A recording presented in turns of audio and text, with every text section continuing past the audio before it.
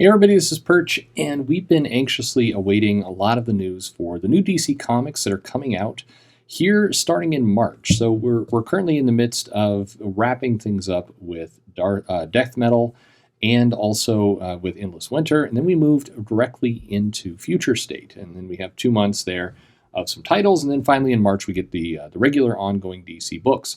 So we're right in the midst of starting to get some announcements. We got several yesterday about some new books that are starting up, a brand new Swamp Thing, Teen Titans Academy, a new Green Lantern book, and so on. But we are waiting for some news today and tomorrow. There are some panels that are currently going on down in Brazil at CCXP. And today was the DC Future State Voices of Wonder Woman panel. It was a panel that included a number of creators, including Becky Cloonan, Jen Bartel, Jolie Jones, Alethea Martinez, L.L. McKinney, as well as Michael Conrad. Now, just as an offset, by the way, and I've heard this now for a couple places, and I totally agree, you're doing a Voices of Wonder Woman panel. You can't find George Perez, Phil Jimenez, Gail Simone, Jill Thompson, Mindy Newell, Bill Messner-Loebs, Brian Azario, Cliff Chang. I mean, these are people who, in theory, have worked on the book. I mean, hell, even John Byrne, could be found and brought into this. Just, I don't know. You're doing these panels and you leave off, I'd say, major characters. But that's not what this video is about. Just pointing that out, and I totally agree. People who have pointed that out to me. So the announcement that came is one that was a little bit unexpected. So right now, Mariko Tamaki has just kind of wrapped her run on Wonder Woman. It's a title that's been shipping very aggressively. It feels like it's been coming out every week. And this book is, I think there was a lot of early negative perspectives on what the book was going to be. These were people who had followed Tamaki from the She-Hulk, Hulk, and Wolverine book that was done over at Marvel that were not terribly well received. They weren't strong sellers, and I think there was a lot of belief that Tamaki's Wonder Woman would be poor. And I think along with that, she's in the news a lot lately due to her YA efforts, and Tamaki has the I Am Not Starfire book that is getting a lot of attention this week. But to her actual Wonder Woman title itself, I think the majority opinion I've heard is that people are either liking it or certainly admitting it's not as bad as they thought it would be. It's been more or less some action. It involved a lot of Wonder Woman Maxwell Lord. I think it's had the poor timing of the fact that this book was supposed to come out right when Wonder Woman 84, the film, was supposed to be released. And of course, the pandemic delayed that. And so it felt like Tamaki was really setting up a run that would be very complimentary to that film. But of course, the film was delayed, and so she ran this pretty lengthy storyline with Max Lord, introduced this Liar, the daughter of Max Lord character, into the mix, and then there was just some various things that she had going on there. But now we see that I think the belief, because the run was received reasonably well, was that Tamaki would continue on Wonder Woman. But that is not the case. The announcement is that she is off of it, and that the new creative team will be co-written by Becky Cloonan and Michael W. Conrad, with art and covers by Travis Moore. So a few things on this. I mean, first off, Becky Cloonan, probably a little bit better known for art as opposed to writing, but she has had some writing credits lately. She's worked on Batman. They made a big deal about how she was one of the first women to work on Batman on that regard. But she's also done a lot of things for Tokyo Pop. She did some work for Vertigo, and she did some Marvel work. Dark Agnes 1 through 5 was just kind of canceled. She did those titles as well. I don't think and I may be really missing something. I don't think she has anything on her resume that is like a massive seller. She's been more of a smaller writer, which is not a bad thing necessarily, but definitely I think this new book, Wonder Woman, will be her highest profile gig by a mile. And in terms of her co-writer there, Michael Conrad, he's worked on Doom Patrol. He's done a number of things. But the biggest thing that two of them are doing is something that hasn't shipped yet. It's something that's coming in January and February, and that is the Immortal Wonder Woman book for Future State. This is the same creative team that's bringing us that book. the Immortal Wonder Woman is set in the distant, distant future where Wonder Woman is having some kind of big epic adventure. There's Darkseid is involved, but maybe as an ally, and it's definitely a big book there. But the belief was that the future state Wonder Woman would be kind of a temporary, not permanent look at anything.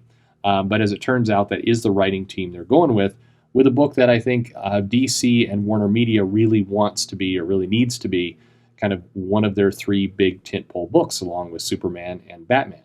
So this is a big book. It's a big, high-profile book, and it's a pretty, I'm underwhelmed by the team, and I don't mean that as a slight by Becky Cloonan and Michael Conrad or Travis Moore, who's a perfectly decent artist, but this is a property that you're going to see front and center for all of Warner Media's efforts for a long time, and this team is relatively untested at this stage. Becky Cloonan has had some issues with delays and other things in the past, so that's maybe one of the reasons why you have Michael Conrad in there. Travis Moore, again, perfectly good artist, some decent stuff out there, but not a DC heavy hitter as we've known them. So it's an interesting piece.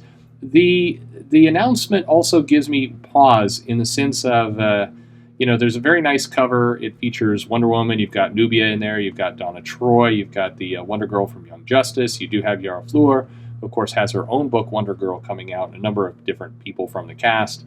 But the quote, there were very few comments about the new book. But one of the comments was, the series will be action-packed, but will also allow Wonder Woman to have some fun. Now, that's fine, perfectly fine, and keep in mind, and I'm aware of this, I'm reading into a sentence. But this goes to, either something we should be worried about, or maybe just poor planning on the part of DC, because, if put it this way, if you were advertising a new X-Men book, and you were launching that, and you said, the X-Men are going to be having lots of action, but they're also going to be playing lots of baseball. You might think to yourself, well, okay, there's a history of this. The Chris Claremont baseball games that the X-Men would do was a staple of his run, but you wouldn't like in your top three things that team's going to be doing. You wouldn't go baseball. You wouldn't put baseball in there. At least I don't think you would do that. I don't know. So the idea of hey, this Wonder Woman will have some fun. It's a weird statement. I know. Please, you don't need to tell me in the comments. I know I'm reading a lot into a tiny sentence, and it probably means nothing.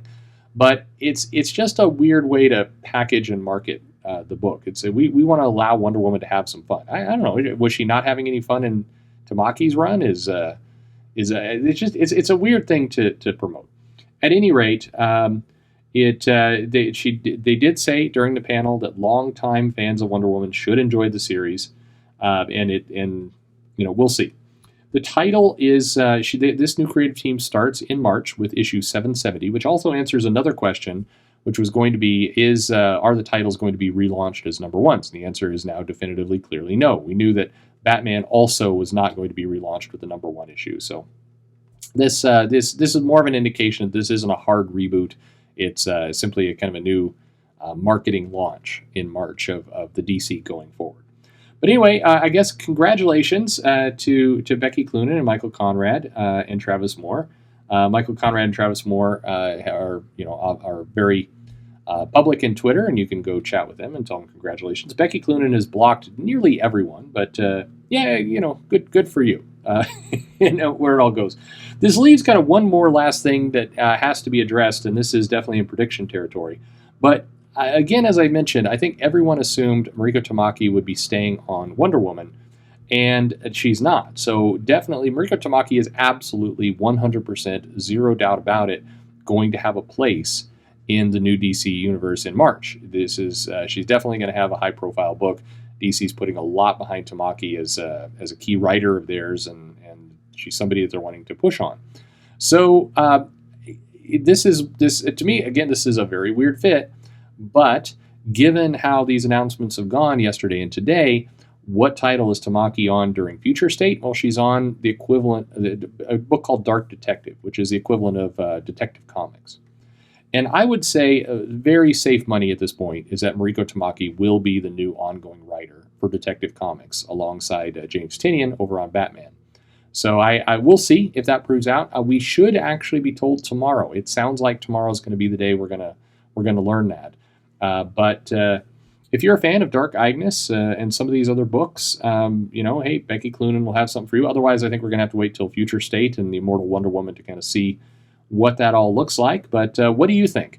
Is this good news, bad news? Are you excited to see this creative team come on board? How do you feel about the fact they're not renumbering? Where do you think Tamaki's going to run? Let me know in the comments below. Otherwise, hey, like, subscribe, click the bell for notifications. As always, thanks for listening.